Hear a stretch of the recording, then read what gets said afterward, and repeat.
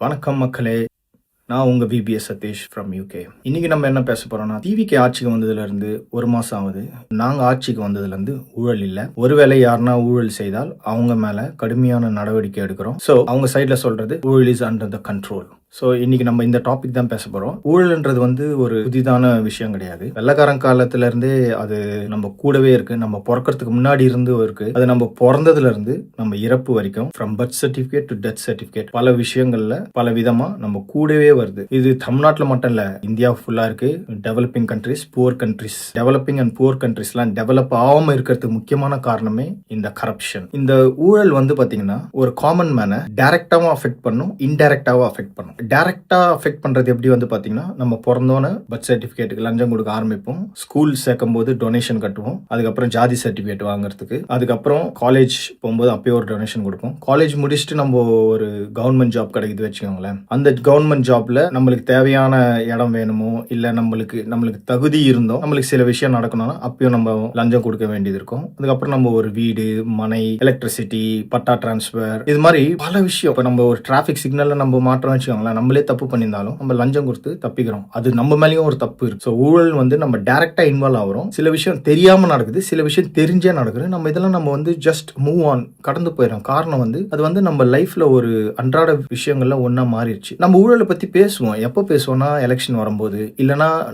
நான் நேரடியா பாதிக்கப்பட்டிருக்கும் போதோ, இல்ல எனக்கு ரொம்ப நெருக்கமானவங்க பாதிக்கப்பட்டிருக்கும் போது நம்ம அந்த ஊழலை பெருசா பேசுவோம். பட் அதுக்கப்புறம் கடந்து போயிடுவோம் ஆஸ் யூசுவல். காரணம் நம்ம மனநிலை என்னன்னா, யாரு வந்தா என்னப்பா, ஊழல் பண்ணதான் போறாங்க அப்படின்ற ஒரு மனநிலையில நம்ம தள்ளப்பட்டு இருக்கிறோம். இதுக்கு காரணம் யார் பாத்தீங்கன்னா, நிஜமா அரசாங்கம் தான். ஒரு அரசாங்கம் நினைச்சா மக்களை நல்வழிப்படுத்தவும் முடியும், அந்த மக்களை இப்படியே விட்டுறவும் முடியும். கடந்த 60-70 ஆண்டுகளாக ஆண்ட கட்சிகள் இந்த விஷயத்துல அவங்க பெருசா ஈடுபாடு காமிக்கல. பிகாஸ் அவங்களுக்கு ஊழலால் அவர்கள் ஆதாயம் அடைந்திருக்கிறார்கள் தவிர, நீங்க நிறைய கேஸ் பார்க்கலாம், பெரிய பெரிய கேஸ்லாம் இருக்கு, அதுக்குள்ள நம்ம போக வேணாம். சோ பெரிய பெரிய ஆக்ஷன்ஸ் அவங்க சைட்ல இருந்து எடுக்கல. இப்போ இந்த ஊழல் ஒழிச்சா நம்மளுக்கு நல்லது நடக்குமா? நிச்சயமா நல்லது நடக்கும். ஃபர்ஸ்ட் நம்ம டைரக்டா பாதிக்கப்பட்ட ஊழலை பேசினேன். இப்போ அந்த ஊழல் ஒரு சின்ன 2-3 எக்ஸாம்பிள் பார்ப்போம். எப்படி அது பெனிஃபிட் ஆகும் நம்ம பார்ப்போம். நான் ஒரு மனை வாங்கி ஒரு வீடு கட்டணும்னு இருக்கேன் வச்சுக்கோங்களேன். அந்த மனை வாங்கும் போது பாத்தீங்கன்னா பட்டா டிரான்ஸ்பர் அப்போ ஒரு ஊழல் நடப்போம். அதுக்கப்புறம் அந்த இடத்துக்கு அப்ரூவல் வாங்கணும். அதில் நான் ஒரு பில்டிங் கட்ட போறேன், அந்த பில்டிங்க்கு அப்ரூவல் வாங்கணும்னா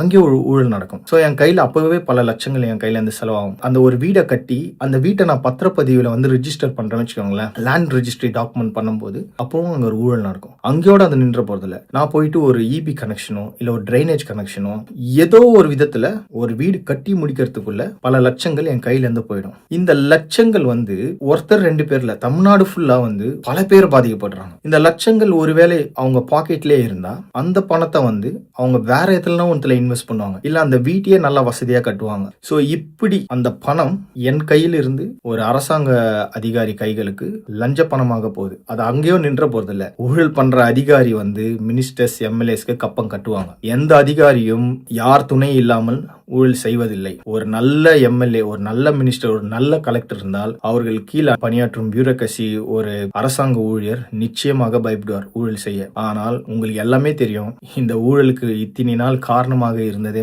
அரசு பிரதிநிதிகளான மினிஸ்டர்ஸ், எம்எல்ஏக்கள் தான். அவங்க பல கோடி கொடுக்குறாங்க.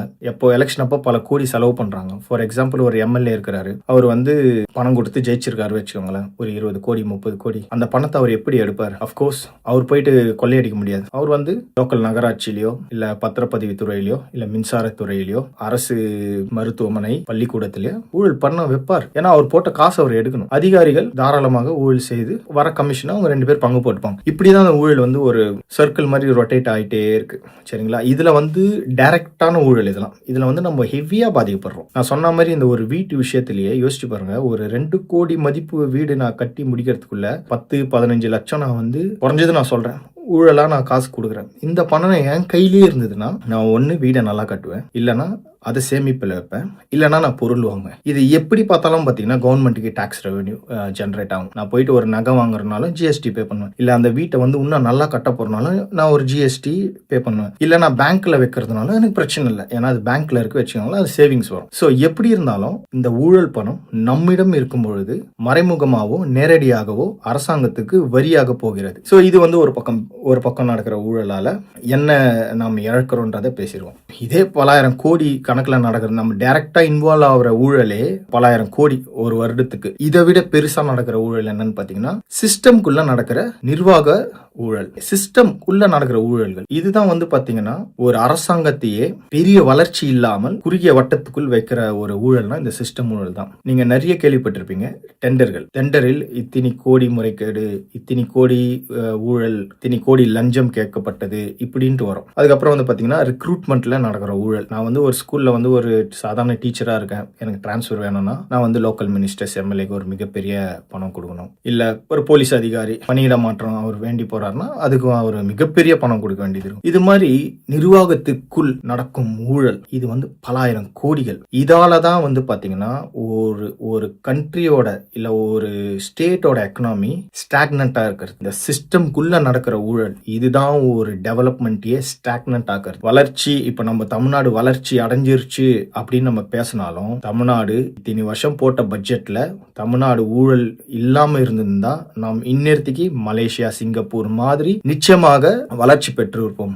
ஊழலால் தான் நாம் ஒரு சுமாரான ஒரு வளர்ச்சியில போயிட்டு இருக்கோம். ஓகே, இந்த சிஸ்டமேட்டிக் ஊழல் வந்து எப்படிலாம் வந்து டெவலப்மெண்ட்டை மீறி ஒரு சாதாரண காமன் மேனை நெருக்குதுன்னு எப்படின்னு பார்க்கலாம். இப்போ தமிழ்நாட்டோட கடன் 10.71 லட்சம் கோடிகள். 10.71 லட்சம் கோடிகள் தமிழ்நாட்டோட கடன். நம்ம இப்போ இந்த கடனுக்கு வட்டியா மட்டும் பாத்தீங்கன்னா ஒரு வருஷத்துக்கு 60,000 கோடி வட்டி மட்டும் நம்மளுக்கு இருக்க கடனுக்கு. கடன் இல்லாம ஒரு மாநிலம் எப்படி இருக்க முடியும்? கரெக்ட் தான். ஆனா நாம் எதுக்கெல்லாம் கடன் வாங்குறோம்னா வளர்ச்சி, இன்ஃப்ராஸ்ட்ரக்சர், இது மாதிரி பல திட்டங்களுக்கு தான் நம்ம கடன் வாங்குறோம். குறிப்பா வந்து இன்ஃப்ராஸ்ட்ரக்சருக்கு தான் நம்ம நிறைய கடன் வாங்குவோம். போன வருஷம் வந்து பாத்தீங்கன்னா இந்த இன்ஃப்ராஸ்ட்ரக்சருக்கு செலவு பண்ணதே வந்து பாத்தீங்கன்னா கிட்டத்தட்ட 55,000 கோடிகள் ஒரு வருஷத்துக்கு நான் சொல்றது. இப்போ இந்த இன்ஃப்ராஸ்ட்ரக்சர்ல எத்தனை ஆயிரம் கோடிகள் திட்டங்களுக்கும் எத்தனை ஆயிரம் கோடி பியூரோக்ரசிக்கும் அரசாங்க பிரதிநிதிகள் அண்ட் கான்ட்ராக்டர்ஸுக்கு போகுதுன்ட்டு யாருக்குமே தெரியாது. ஒரு எக்ஸாம்பிள் சொல்றேன். நம்ம நிறைய இடத்துல பார்த்திருப்போம் தண்ணீர் தொட்டி, அதாவது இந்த போர் போட்டு தண்ணி சேவ் பண்ணி வைக்கிறாங்க பாத்தீங்களா, டேங்க், வாட்டர் டேங்க்ஸ். அது சின்னதா கட்டியிருப்பாங்க. நான் பெரிய டேங்க் சொல்ல, சின்ன டேங்க்ஸ். அது கீழே வந்து பாத்தீங்கன்னா மதிப்பீடு 15 லட்சம் போட்டிருக்கும். நிறைய நம்ம இன்ஸ்டால்லாம் பார்த்திருப்போம். ஆனா நம்மளுக்கு தெரியும் அது மிஞ்சி போனா ஒரு போருக்கு ஒரு 2 lakhs, அதுக்கப்புறம் அந்த பில்டிங் காஸ்ட் ஒரு 3 lakh, மேக்ஸிமம் ஒரு 4 to 5 lakhs தான். ஒரு சின்ன விஷயத்திலே இத்தனை லட்சம் அடிக்கிறாங்கன்னா அப்போ ஒரு அரசாங்க மருத்துவமனை கட்டும் போதோ இல்ல பெரிய பாலம் கட்டும் போதோ இல்ல ரோடு போடும் போதோ இது மாதிரி இன்ஃப்ராஸ்ட்ரக்சர் பில்ட் பண்ணும் போது அவங்க எவ்வளவு லட்சம் பல கோடிகள் கொள்ளையடிப்பாங்கன்ட்டு யாருக்குமே தெரியாது. இதனால என்ன ஆகும்னு பாத்தீங்கன்னா நம்ம தலையில் தான் கடன் சுமை அதிகமாகுது. இது ஒரு பக்கம் டெவலப்மெண்ட்டை ஸ்லோ பண்ணும் இல்ல ஸ்டாக்னன்ட் பண்ணும், மறுபக்கம் இந்த கடன் நம்ம தலையில தான் வரும். ஏன்னா அரசாங்கம் வாங்கும் கடனுக்கு வருடம் மாதம் வட்டி கட்ட வேண்டும். அது எங்க இருந்து கட்டுவாங்க? நம்ம கிட்ட இருந்து வாங்குற வரி பணத்துல தான் அந்த கடனுக்கு வட்டி கட்டி கொண்டிருக்கிறார்கள். சோ ஒரு 100 கோடி மதிப்பில் கட்டப்படும் ஒரு பாலம் வந்து 100 கோடிக்கு ஒரு பாலத்தை டெண்டர் விடுறாங்க வச்சுக்கோங்களேன். அதுல வந்து 40 கோடியில கட்டிட்டு 60 கோடி கிட்டத்தட்ட 60-50 கோடிகள் சுருட்டிடுறாங்க. இந்த சுருட்டுற பணம் எங்க போகுது? அப்கோர்ஸ் அதிகாரிகள், கான்ட்ராக்டர்ஸ் அண்ட் அரசு பிரதிநிதிகள் இவங்க கைக்கு தான் போயிட்டு இருக்கு. இவங்க கைக்கு போகுது, இவங்க சம்பாதிக்கிறாங்க. அதுக்கப்புறம் கடன் மேல் கடன், கடன் மேல் கடன், கடன் மேல் கடன், கடன் கடன் கடன் கடன். 1000 கோடியில் முடித்து இருக்க வேண்டிய பணிகளுக்கு 20,000 கோடி செலவு செஞ்சிருக்கலாம். இப்படி நடக்கும் ஊழலால் மக்களுக்கு எப்படி பாதிக்கப்படுது பாத்தீங்களா? இப்ப நம்ம தான் பணம் கட்டணும். இப்போ 60,000 கோடி வந்து நம்ம ரெவன்யூல நம்ம கொடுக்குற டாக்ஸ்ல இருந்து தான் போகும். டிவிகே சொல்றபடி இந்த சிஸ்டமேட்டிக் ஊழல் ஒழிக்கப்பட்டால் என்ன பெனிஃபிட்ஸ்? நாம் நேரடியாக பாதிக்கப்படும் பொழுது நம்மிடம் இருக்கும் பணம் போது, அதனால வந்து நம்ம லைஃப் ஸ்டைல் அடி வாங்குது. சரிங்களா? இதுல பாதிக்கப்படுறது புவர் அண்ட் மிடில் கிளாஸ் தான். ரிச் பீப்புள் பிரச்சனையே கிடையாது. இந்த சிஸ்டமேட்டிக் ஊழல், இந்த உள்ள நிர்வாகத்துக்குள் நடக்கும் ஊழல் இது ஒழிக்கப்பட்டால் அல்லது கண்ட்ரோலில் எடுத்து வரப்பட்டால் என்ன நல்ல விஷயங்கள் நடக்கும் என்றால் நாடு முன்னேறும், டெவலப்மெண்ட் அதிகமாகும். வெஸ்டர்ன் கண்ட்ரீஸ்ல எல்லாம் பாத்தீங்கன்னா ஊழல் இருக்கு, ஆனா மேல் மட்டத்துல தான் இருக்கு. டெய்லியும் அன்றாட வாழ்ற மக்களை வந்து அது வந்து எந்த விதத்திலையும் அவங்கள வந்து தொந்தரவு பண்ணாது. ஆனா நம்ம நாட்டுல டெய்லி லைஃப். இன்னொன்று இந்த சிஸ்டமேட்டிக் ஊழல் அரசு கஜானாவை நேரடியாக பாதிக்கப்படுகிற ஊழல். இந்த சிஸ்டமேட்டிக் ஊழலை ஒழிச்சா நிச்சயமாக இந்த பட்ஜெட்டில் ஒதுக்கப்படும் நிதியில் பலாயிரம் கோடிகள் சேமிக்கப்படும். ஏன்னா அவங்க தான் 10 ரூபாய் செலவு பண்ணிட்டு 20 ரூபாய் கணக்கு எழுதுறாங்களே. அப்போது நிறைய இன்ஃப்ராஸ்ட்ரக்சர் பில்ட் ஆகும், வேலை வாய்ப்புகள் உருவாகும். ஒரு விஷயம் உடனடியாக முடியுது, ஒரு டைடல் பார்க் கட்டுறாங்கன்னா அதை வந்து அந்த நிதியில் கட்டி முடிக்கிறாங்கன்னா, கட்டும்போது நிறைய பேருக்கு வேலை கிடைக்கும், கட்டி முடிச்சோன்னா நிறைய பேருக்கு வேலை நடக்கும். ஒரு கவர்மெண்ட் வந்து ஊழல் இல்லாமல் ஸ்பின் ஆகும்போது நிறைய இன்வெஸ்ட்மெண்ட்ஸ் உள்ளே வரும், வெளிநாட்டு நிறுவனங்கள் உள்ளே வரும். இப்போது சிஎம்டிஏ சைட்லேருந்து பார்த்தீங்கன்னா ஊழலே இல்லைன்றாங்க. சரிங்களா? நீங்கள் பெரிய பெரிய எக்கனாமிக்ஸ் பார்த்தீங்கன்னா they are very good in real estate. நீங்கள் யூகே, யுஏஇ, யூஎஸ்லாம் பார்த்தீங்கன்னா தே ஆர் அவங்களோட இன்வெஸ்ட்மெண்ட்ல பெரிய அளவுக்கு இன்வெஸ்ட்மெண்ட்ஸ் வரதெல்லாம் பார்த்தீங்கன்னா ரியல் எஸ்டேட் தான். காரணம் வந்து அங்கே வந்து நான் சொன்ன மாதிரி இந்த பப்ளிக்கை பாதிக்கப்படுறதோ இல்லைன்னா இருக்கு, சிஸ்டம்ல ஊழல் இருக்கு. பட் நம்ம நாடு மாதிரி நார்மலைஸா இல்லை, நம்மளுக்கு நிறைய இன்வெஸ்டர்ஸ் கிடைப்பாங்க. இது வந்து நான் ஒரு ரியல் எஸ்டேட்டுக்கு மட்டும் சொல்றேன், மற்ற துறையிலையும் சொல்றேன். ஸோ இந்த ஊழலை கட்டுப்படுத்தினால் நாடு வளர்ச்சி பெறும், மக்களிடம் பணப்புழக்கம் அதிகமாகும். அந்த எவ்வளோ காஸ்ட், அந்த காஸ்ட்லேயே அந்த இன்ஃப்ராஸ்ட்ரக்சரையோ இல்லை அந்த திட்டத்தையோ செயல்படுத்தினால் அரசாங்கம் அடுத்த திட்டம் செயல்படுத்த வருமானம் கிடைக்கப்பெறும், மக்கள் நன்றாக இருப்பார்கள். ஸோ இதுதான் விஷயம். இப்போ டிவிகே சொன்னபடி ஊழல் கட்டுப்படுத்தப்பட்டால் நாம் நல்லா இருப்போம், அரசாங்கத்துறையும் நல்லா இருக்கும், தமிழ்நாடும் நல்லா இருக்கும். ஒருவேளை நமது முதலமைச்சர் திரு ஜோசப் விஜய் அவர்கள் தமிழ்நாட்டை ஊழல் இல்லாத மாநிலமாக மாற்றினால் நம் இந்தியாவிற்கே எடுத்துக்காட்டாக இருக்கலாம்.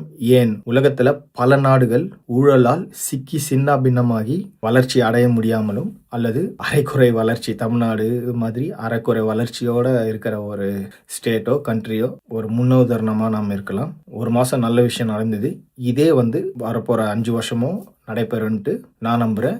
நீங்களும் நம்புங்க, நல்லதே நடக்கும். அடுத்த வீடியோ வர வரைக்கும் தேங்க்யூ வெரி மச்.